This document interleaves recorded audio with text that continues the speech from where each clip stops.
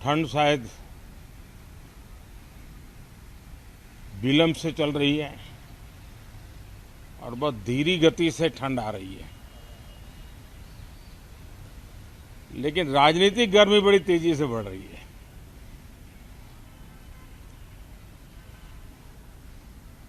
कल ही 4 राज्यों के चुनाव नतीजे आए हैं। बहुत ही उत्साहवर्धक परिणाम है। ये उनके लिए उत्साहवर्धक है जो देश के सामान्य मानवी के कल्याण के लिए कमिटेड है, जो देश के उज्जवल भविष्य के लिए समर्पित है,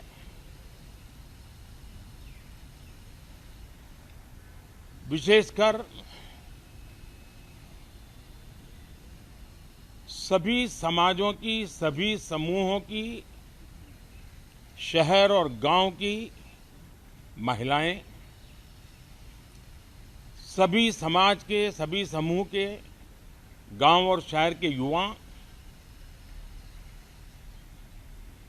हर समुदाय के, समाज के किसान और मेरे देश के गरीब, ये 4 ऐसी महत्वपूर्ण जातियां हैं जिनका एम्पावरमेंट, उनके भविष्य को सुनिश्चित करने वाली ठोस योजनाएं और लास्ट माइल डिलीवरी,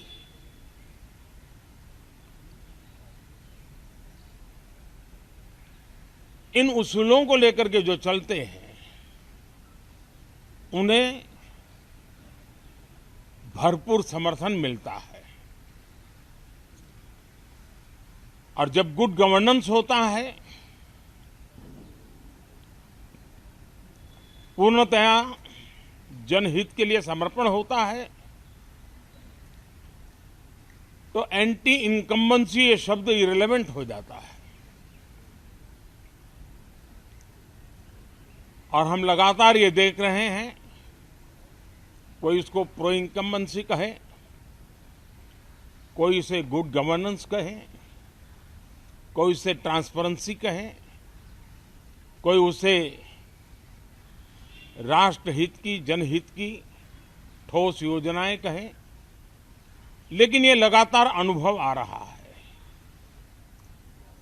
और इतने उत्तम जनादेश के बाद आज हम संसद के इस नए मंदिर में मिल रहे हैं।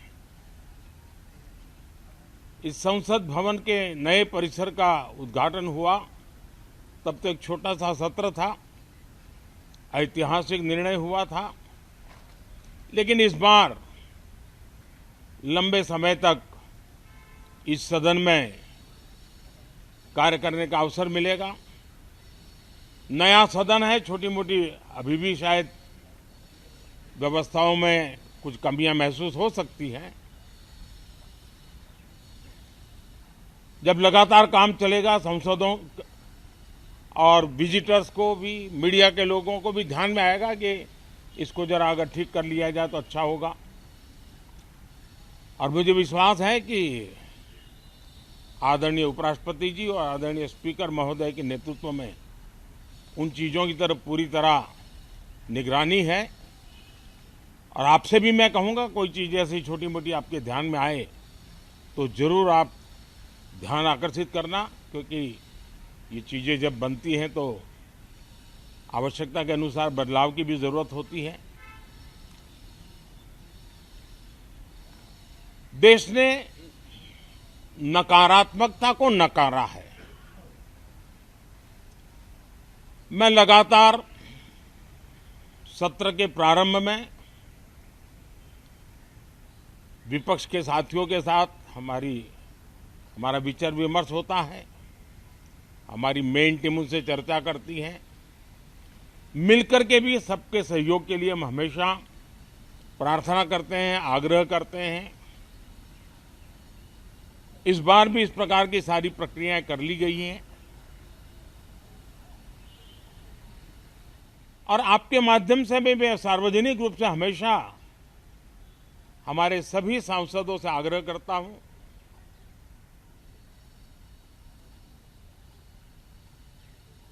लोकतंत्र का ये मंदिर जन आकांक्षाओं के लिए, विकसित भारत की नींव को अधिक मजबूत बनाने के लिए बहुत महत्वपूर्ण मंच है। मैं सभी माननीय सांसदों से आग्रह कर रहा हूं कि वो ज्यादा से ज्यादा तैयारी करके आएं। सदन में जो भी बिल रखे जाए उस पर गहन चर्चा हो, उत्तम से उत्तम सुझाव आए और उन सुझावों के द्वारा, क्योंकि जब एक सांसद सुझाव देता है तो जमीनी अनुभव का उसमें बहुत ही उत्तम तत्व होता है, लेकिन अगर चर्चा ही नहीं होती है तो देश उससे मिस करता है उन चीजों को। और इसलिए मैं फिर से आग्रह करता हूं, और अगर मैं वर्तमान चुनाव नतीजों के आधार पर कहूं तो जो विपक्ष में बैठे हुए साथी हैं, ये उनके लिए गोल्डन अपॉर्चुनिटी है। इस सत्र में पराजय का गुस्सा निकालने की योजना बनाने के बजाय इस पराजय में से सीख करके पिछले 9 साल से चलाई गई नकारात्मकता की प्रवृत्ति को छोड़ करके इस सत्र में अगर सकारात्मकता के साथ आगे बढ़ेंगे तो देश उनके तरफ देखने का दृष्टिकोण बदलेगा, उनके लिए एक नया द्वार खुल सकता है। और वो विपक्ष में है तो भी उनको एक अच्छी एडवाइस दे रहा हूं कि आइए, सकारात्मक विचार लेकर के आइए। अगर हम 10 कदम चलते तो आप 12 कदम करके फैसला लेकर के आइए। हर किसी का भविष्य उज्जवल है, निराश होने की जरूरत नहीं है, लेकिन कृपा करके बाहर के पराजय का गुस्सा सदन में मत उतारना। हताशा, निराशा होगी, आपके साथियों को आपका दम दिखाने के लिए कुछ न कुछ करना भी पड़ेगा, लेकिन कम से कम लोकतंत्र के इस मंदिर को वो मंच मत बनाइए। और अभी भी मैं कहता हूं, मैं मेरे लंबे अनुभव के आधार पर कहता हूं कि थोड़ा सा अपना रुख बदलिए, विरोध के लिए विरोध का तरीका छोड़िए, देश हित में सकारात्मक चीजों का साथ दीजिए, अच्छी उसमें जो कमियां हो उसकी डिबेट कीजिए। आप देखिए, देश के मन में आज जो ऐसी कुछ बातों पर नफरत पैदा हो रही है, हो सकता है वो मोहब्बत में बदल जाए, तो मौका है, ये मौका जाने मत दीजिए। और इसलिए हर बार मैं करबद्ध प्रार्थना करता रहा हूं कि सदन में सहयोग दीजिए। आज मैं राजनीतिक दृष्टिकोण से भी कहना चाहता हूं कि आपका भी भला इसमें है कि आप देश को सकारात्मकता का संदेश दें, आपकी छवि नफरत की और नकारात्मकता की बने, वो लोकतंत्र के लिए अच्छा नहीं है। लोकतंत्र में विपक्ष भी इतना ही महत्वपूर्ण है, उतना ही मूल्यवान है और उतना ही सामर्थ्यवान भी होना चाहिए। और लोकतंत्र की भलाई के लिए मैं फिर से एक बार अपनी ये भावना को प्रकट करता हूं। 2047 अब देश विकसित होने के लक्ष्य में लंबा इंतजार करना नहीं चाहता है। समाज के हर वर्ग में यह भाव पैदा हुआ है कि बस आगे बढ़ना है। इस भावना को हमारे सभी माननीय सांसद आदर करते हुए सदन को उस मजबूती से आगे बढ़ाएं, यही मेरी उनसे प्रार्थना है। आप सबको भी साथियों मेरी बहुत बहुत शुभकामनाएं हैं। बहुत बहुत धन्यवाद।